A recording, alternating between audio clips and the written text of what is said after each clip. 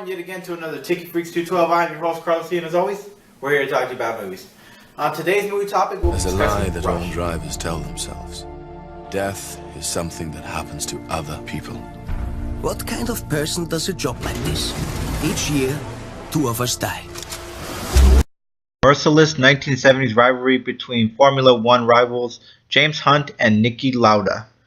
Rush, made in 2013 as an action biography and drama, directed by Ron Howard, screenplay by Peter Morgan. Cast includes. Alright, so let's begin with this film. I love this film. I'm not gonna lie, in the first beginning, when it came out in theaters, I didn't watch it, because I was kind of like, oh, it's a racing movie, I really don't want to see it. But once you watch it, you get into this real big field of competitive racing, race car racing. And it's so intense because of bringing, and let me just make this a brief moment of what the film is pretty much about. It's about these two opposed rivalries.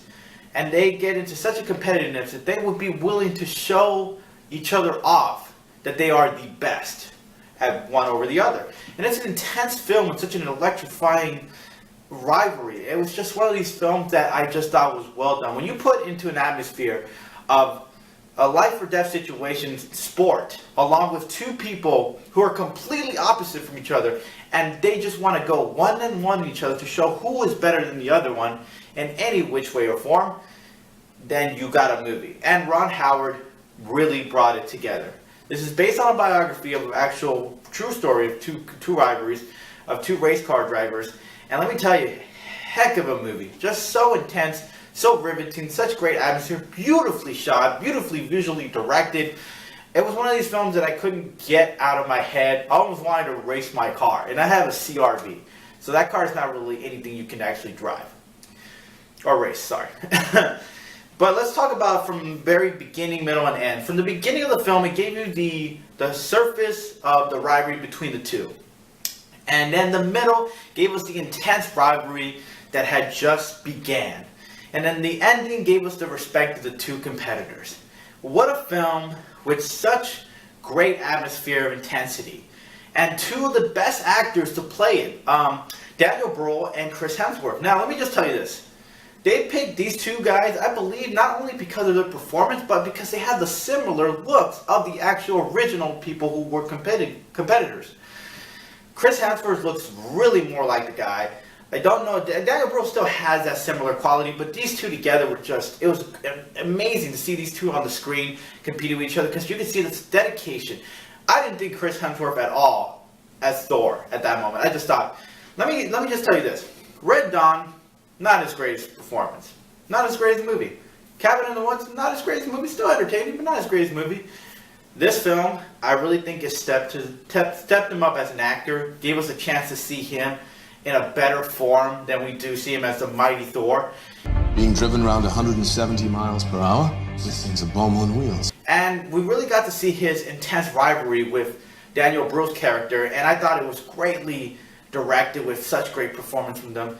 I accept every time I get in my car. There's 20% chance I could die. Now, as far as the leading lady is concerned, Alexandra Marie Lara, she was just delightful. Well, she was such great. She made me feel for her character, considering that she played the dedicated lover to Daniel Bruhl's character. She's pretty much, she's married to Daniel Bruhl's character, and she takes the dedication as far as she did, as far as love should go, and really put herself in that character. And I really thought it was great, and her performance as that, especially capturing such a love interest between her, the real character, and Daniel Bruhl's character. Really, I thought was amazing, remarkably done. So let's talk about what it did in the box office, okay? It made $90 million out of a $38 million budget. That is impressive for a film like that. As far as what it did ratings-wise, Rotten Tomatoes rated at 89%, IMDb rated at 8.3, Ticket Freaks from 1 being bad to 5 being must-see film. I'm rating this at a 5. It is one of these films that just captured me. I was never interested in race car sports whatsoever, NASCAR in any kind of way. And then I saw this film and I thought, wow, great. It showed the interest of the sport. It showed the rivalry of two competitors. It showed the intensity. It showed the performance of a lifetime. It showed beautifully visually shot of the world of Grace Carr.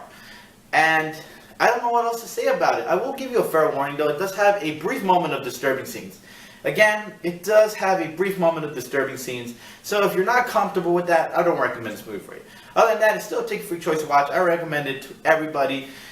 Anyways, that's going to do it for us today. So if you have any questions, comments, or concerns, please wait at the end of the credits. You have some contact information where you can reach me to ask me about movies. That's going to do it for us today, guys. Hope you guys enjoyed the show. Please subscribe or tell a friend. And I hope to see you guys next time, okay? Peace!